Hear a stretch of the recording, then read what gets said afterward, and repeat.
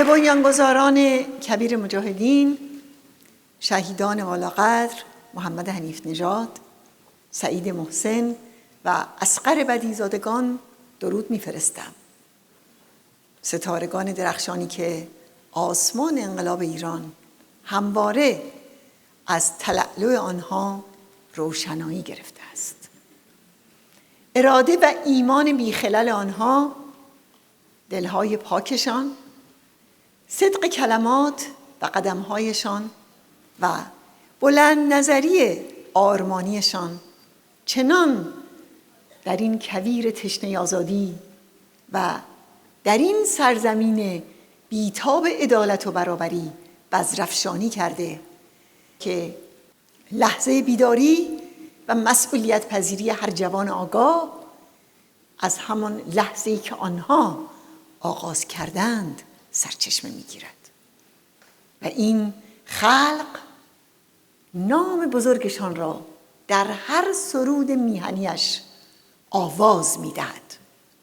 بله، محمد حنیف و یارانش در لحظه مناسب به تعهد تاریخی خود قیام کردند و پاسخ دادند.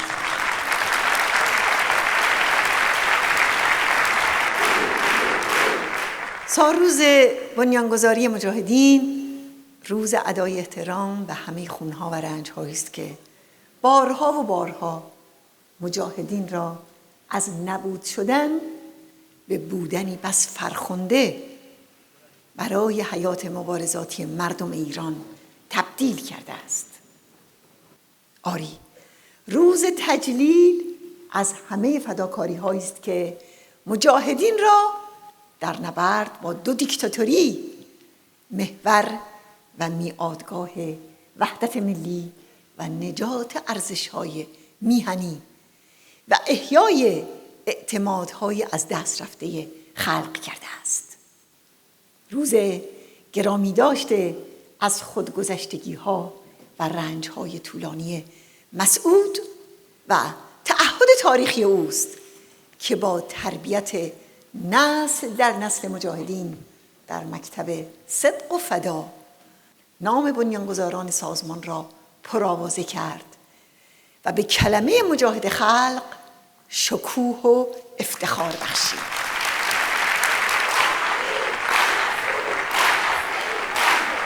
نبردهای 57 ساله مجاهدین کلمه مجاهد خلق رو مرادف ایستادگی بر سر موضع کرده است.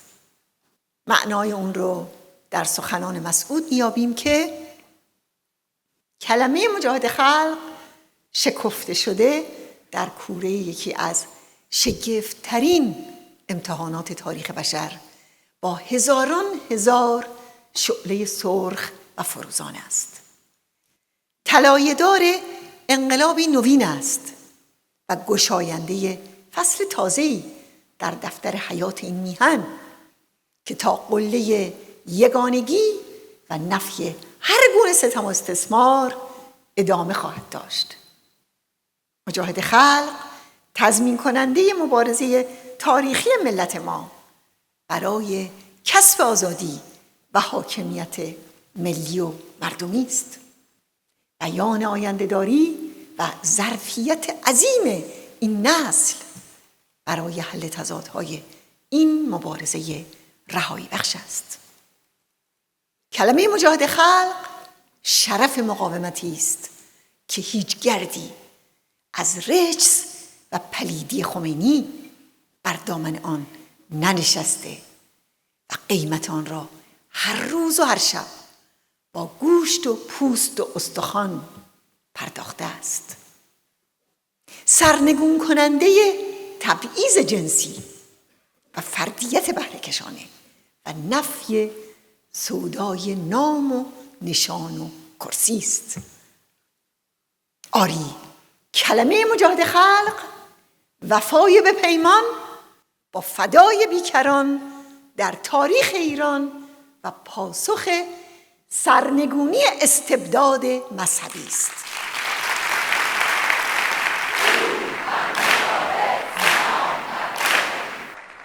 در 57 سال گذشته مجاهدین در مبارزه برای این چشمانداز پرشور به یک خلق نو دست زدند. سازمانی است که تار و پود مناسبات آن از اولویت دادن به ارزش جمع و فداکاری برای دیگران و نفی هر گونه تمایل بهره‌کشانه تنیده شده است. مجاهدین برای سرنگونی شاه به پا خواستند و وقتی دشخیم، یعنی خمینی دشخیم، انقلاب ایران را در خون فرو برد، خود را متعهد به سرنگونی این رژیم و برقراری یک مناسبات عادلانه و عاری از ستم و سرکوب دانسته و در این راه از پرداخت هیچ بهایی روگردان نبوده و نیستند. در مسیر طولانی و مراحل گوناگون این رزم و نبردها این واقعیت آشکار شد که عقب ماندگی‌ها و آفت‌های سیاسی و اجتماعی، همان عواملی که پیکر جامعه ما را شرح کرده، همان نیرویی که ستم مضاعف را بر هموطنان کرد و عرب و بلوچ و سایر ملیت‌های سرکوب شده تحمیل کرده و تبعیض دینی را رواج داده و زنان را به صورت سیستماتیک سرکوب کرده، بله، همه با حاکمیت ارتجاعی آخوندها در هم تنیده‌اند و باید این حاکمیت پلید را به زیر کشید.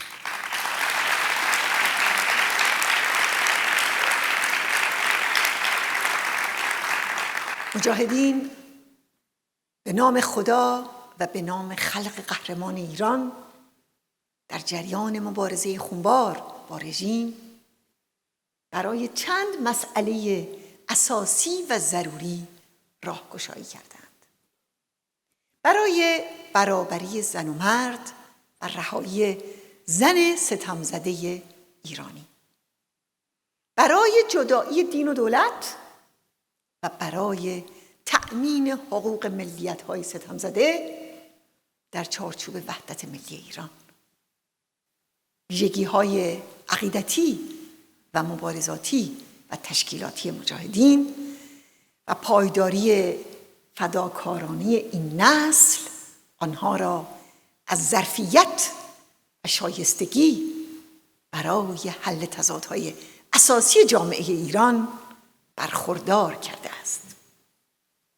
مجاهدین علاوه بر اعتقادات رهایی بخش خود به این دلیل توانسته‌اند پرچم رهایی زن ایرانی را به اهتزاز درآورند که از پشتوانه مقاومت ستایش‌انگیز زنان پیشتازی برخوردارند که 10,000 نفرشان در زندان‌های خمینی شکنجه شده و یا به شهادت رسیدند.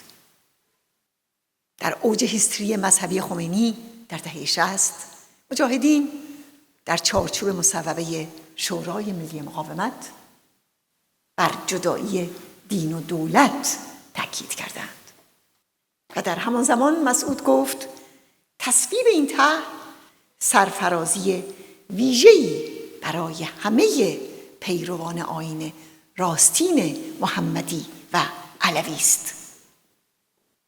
و 2 سال قبل از آن گفت ما دقیقاً برخلاف خمینی در صدد تحمیل ایدئولوژی و عقاید خود بر هیچ فرد یا گروهی نبوده، نیستیم و نخواهیم بود و رأی آزادانه عموم ملت ایران را تنها معیار مشروعیت و قدرت سیاسی می‌شناسیم و اضافه بر این تحمیل هر ایدئولوژی و عقیده‌ای از جمله ایدئولوژی مجاهدین و حاکم نمودن اجباری معیارها و ضوابط آن حتی بر یک فرد مخالف را بر حسب تصریحات قرآنی و تأکیدات همه پیامبران و ائمه اطهار جدیترین علامت ضعف و بیریشگی و ناپایداری و سقوط محتوم آن می‌شناسیم.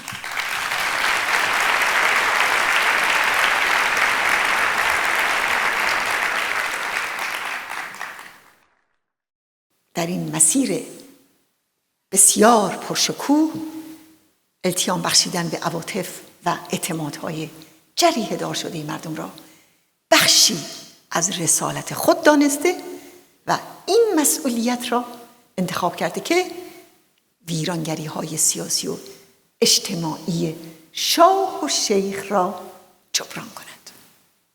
به قول مسعود، آیا این بیداد زمانه و غم بزرگ زمانه است یا مسئولیت و رسالت و افتخار این دوران؟ کدام؟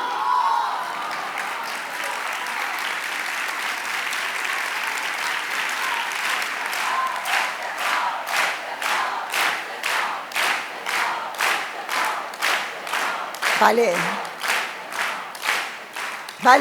این افتخار این دوران است. این رسالتی است که مجاهدین پرچم اون رو بر شانه‌های خود، اون هم بر شانه‌های خونین خود حمل کردند.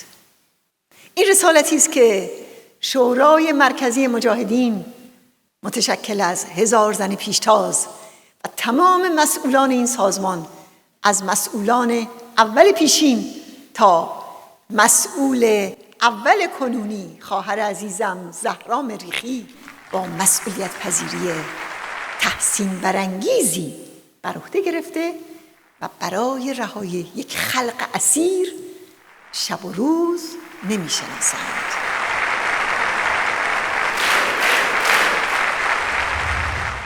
خواهران و برادران گرامی، سالگرد تأسیس مجاهدین رو در شرایطی جشن می‌گیریم که دشمن‌ترین دشمن مجاهدین و مردم ایران، یعنی رژیم ولایت فقیه، امسال در یکی از وخیم‌ترین مقاطع عمرش قرار گرفته.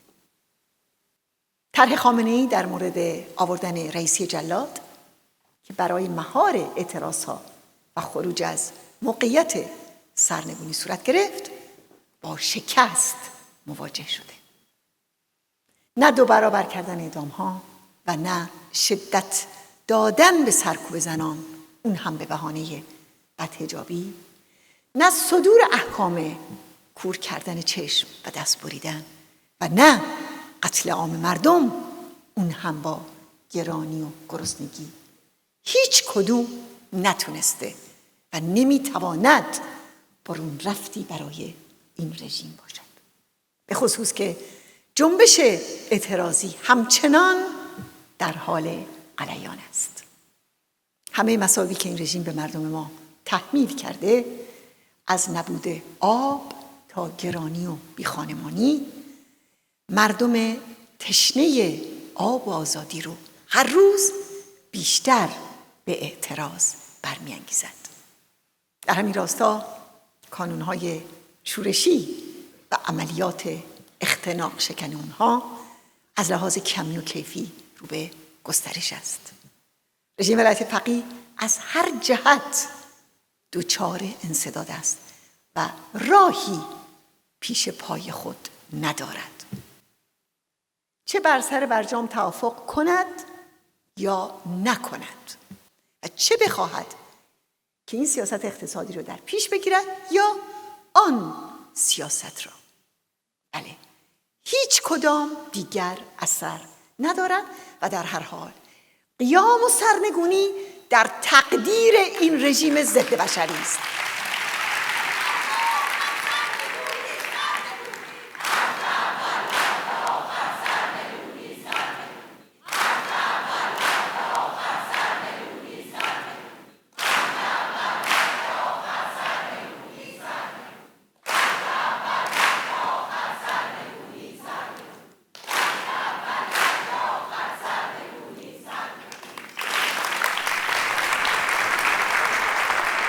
تأسیس سازمان مجاهدین در نیمه شهریور سال 1344 لحظه آگاهی و بیداری تاریخی خلق قهرمان است که چشم خود را به راه تازه‌ای باز کرد.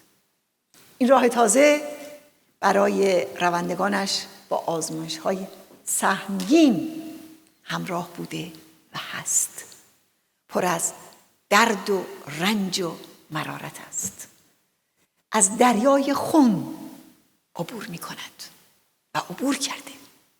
پیوسته آماج انواع شیطانسازی ها و دروغ پراکنی ها قرار می گیرد و توسط یک دشمن قدار با لشکری از ریزخارانش شب و روز هدف کینه ورزی و نفرت پراکنی است. آنقدر که هر کس نام مجاهد، یعنی این سرخ‌ترین واژه را بر زبان بیاورد مجرم است، و اگر کسی این نام را به زبان بیاورد و حاضر به تکرار اباطیل رژیم علیه مجاهدین نشود، باز 100 بار بیشتر از نظر آخوندها مجرم است و هدف انواع فشارها قرار می‌گیرد.